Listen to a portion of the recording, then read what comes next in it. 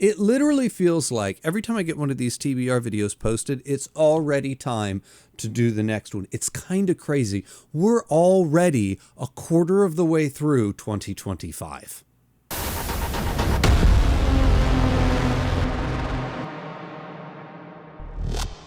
Anyway, we're going to start this video off. It's going to be a little bit different than my other TBR videos because I wanted to shake things up just a bit, because I'm going to start the video off with the Patreon pick. Then I'll move into the books I'm going to read, and then I'm going to move into the manga that I'm going to read. But I wanted to do that this time around because I want to give a little peek behind the curtain, see how the Patreon pick is performed, because I get a lot of questions just from people. How do you do the Patreon pick? Everybody has kind of like their own way of doing it. Some people have like that little bingo ball that they have. Some people have digital programs, and I've seen people with literal spinning wheels as to how they pick their Patreon pick for the month. What I do is I make a list of all the picks for the month. This month I particularly had 11 suggestions because I don't have a ton of patrons, and that's fine. And so I write them all out and I assign every single one of them a number. Then, because I'm a nerd, I get out my dice, and I have a set of dice. And because today we have 11, we're going to need the D12. So I just pick the die closest to the number of suggestions that I have, and I'm going to roll that die, and then whatever number wins, wins. Now, because I only have 11, the number 12 spot is just nothing. So if I roll a 12, I'll just have to re-roll again. Now, I'm sure there's a mathematician out there somewhere right now that's going to like be screaming into their screen telling me that I can't roll for 11 places on a D12 because somehow that's going to mess up the ratios or something. I'm not a mathematician, so it doesn't hurt my feelings at all. Anyway, so what we're going to do here is we're going to roll it right now. Live. Well, not live, but you know what I'm saying. And we're going to attempt to... There you go. All right. Record. There we go. So we're going to... this is my B cam because I'm that sophisticated. All right. Anyway. And the Patreon pick for the month of April is... 11. Whoever that is. Let's find out. All right. 11 is The Winter King by Heidi. And that is the first book in something. What series is that? Oh, she told me. Hold on. The Warlord Chronicles by Bernard Cornwell. And I have absolutely no idea who that man is, and I have absolutely no idea what this series is. Also have no idea what this series is about. Now, I generally do that before I film the video because I have a hodgepodge of manga and books that people will suggest. And depending on which one wins, I will have to adjust my TBR accordingly because I can't just shove it full of a bunch of really long books and then have a book win the Patreon pick. It'll mess up my whole month, and I can't read that much. So it just depends. Then, if I don't have a backup manga, or if the manga wins, it might... Everything gets shifted around depending on what wins the Patreon pick. So it just makes it easier if I film that in advance, or not film it, roll that in advance. But anyway, we're flying by the seat of our pants this month anyway, kind of. And I don't even have books to hold up because the ones that I picked haven't actually arrived in the mail yet. Anyway, with all that aside, we're moving on into the books that I'm going to read this month, and we're going to start with a very strange selection. Because I've said before, I'm a mood reader, and this is like a spur-of-the-moment impulse buy, so that's what we're starting the month with, and it will be The Electric State.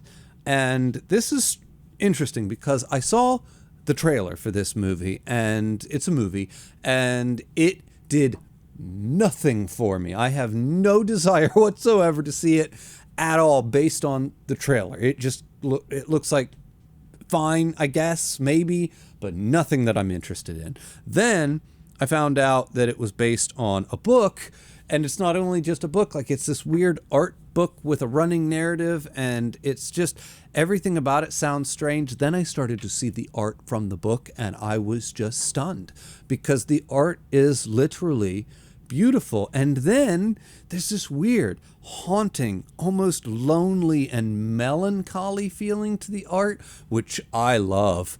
And then the more I looked at it, the more I was like, this looks fabulous. I would love to read this, which is weird. You know, you see the book and the art, and it looks like something that's right up my alley. See the trailer for the movie, it looks like something I'm not interested in. So now I'm burning with curiosity. So I'm going to start with the book. I may or may not watch the movie after I read it, but boy, I am definitely interested in the book. So we're starting off the month with Electric State. Then after that, I will be moving into The Scar. And once again, I don't have the book to hold up because it has not arrived in the mail yet, but The Scar is book 2 in the Boz Log trilogy by China Miéville. I don't even know what it's about. I don't care what it's about. I know that I have read Perdido Street Station, which is the first book in the Boz Log trilogy, and I loved it. And then I read The City in the City, and I loved it as well. So I'm going to continue on my China Miéville journey, and I'm going to continue that journey with the second book in the Boz Log trilogy. So I'll be following up Perdido Street Station. I'm looking forward to it. I'm pretty excited about it. I have not heard anything about it. I was going to say I've heard good things about it, but I haven't heard anything about it. So if you have read The Scar, go ahead and drop that in the comments down below. Let me know what you thought of it, because I'm getting ready to move on into that one this month, and I'm pretty excited about it. Then, after that, I'll be moving directly into, what was it called? The Winter King by Bernard Cornwell. And that is a book about, I don't know, let's find out together. Hold on. The Winter King, a novel of Arthur, is the first novel of the Warlord Chronicles trilogy by Bernard Cornwell. The book is based on characters and plot elements from Arthurian myth, but considerably changed and reworked. The novel is divided into 5 parts, narrated by the protagonist Durfolk Cadarn, a former warrior sworn to Arthur and now an elderly monk. Durfolk tells the story of how Arthur became a warlord in Dark Age Britain, despite illegitimacy to the throne after being banished to Armorica by his father, the High King Uther Pendragon. Arthur returns to protect the new king, his infant half-brother Mordred. However, on the cusp of a united, peaceful Britain, Arthur's decision to marry Guinevere plunges the island into war again. Interesting. Sounds good. I had no idea it was about King Arthur until literally right now. So we'll see how that goes. Yeah. She seems to speak very highly of it, so I look forward to reading it. And on top of that, it just adds to my kind of fantasy journey that I've been going on lately, because I have been trying to add fantasy into my TBR a lot lately. Did my light go out? Did it die? Oh, shit, it did. All right, well, there went that. Anyway, then, last but not least, we will be moving into Book 7 of the Malazan, the Book of the Fallen, Reaper's Gale by Stephen Erickson. And what else can you say? This is very quickly becoming one of my favorite series of all time. It is definitely, I'm going to say, top 5 series of all time. And I'm just now in the middle of Bone Hunters, like literally in the middle of Bone Hunters, getting ready. I just finished part 1. And I'm getting ready to go into book 2 or part 2 or whatever you call it. And yeah. So, and I just can't, these are so good. And yes, I got yet another hardcover edition. Actually, as a matter of fact, I just completed my entire set of the Malazan, which took me months to hunt them down and get them all collected and put them on my shelf. But I now have a 100% hardback edition of Malazan, although they are from at least 3 to 4 different sets. None of them match. None of the heights match. And I don't care. I love it. I gave it its own entire shelf back here. You can't see it because 2 of them are missing. One is up on my nightstand. I'm reading it, and the other one is right here. But I'll get a picture in here for you because I love this shelf. It makes my soul happy. Anyway, moving on. Also, because people are going to want to know, I don't know when that video is going to come. I was going to say it will come next week. It will not come next week because I think next week's already booked fully to the gills with videos. It'll probably come the week after that. And I'm literally only a quarter of the way into the book, so be patient, please. Now, with all that out of the way, moving on to the manga that I'm going to read, I might add some other things in here or something else in here that I'm gonna read, I don't know for sure, because what I do know I'm working on is Inuyasha. And I've been working on this very quietly in the background for a long time because my daughter, I watched the anime way back in the day, and it's one of my childhood things, kind of like Trigun is for me. And I got my daughter to watch it. She loved it, and then she was kind of sad when the anime ended, and you don't get to finish the story, so I bought all the manga so she could finish it.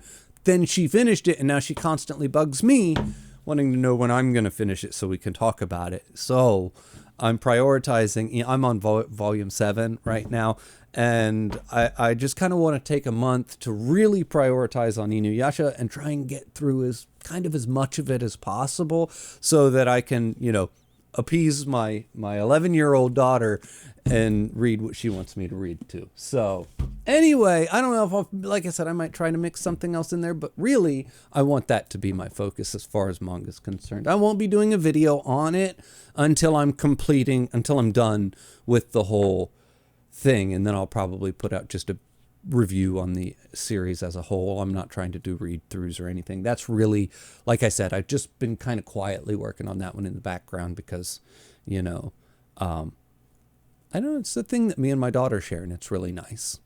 Anyway, everybody, as always, jump down in the comments. Let me know what you think of any of these books that I got coming up this month. If you have read them, haven't read them, or if you want to jump on in and read them with me, you're more than welcome to do that as well. As always, the link for my Patreon is in the description below. The link for my Discord's in the description below. Thank you for watching, and I'll see you next time.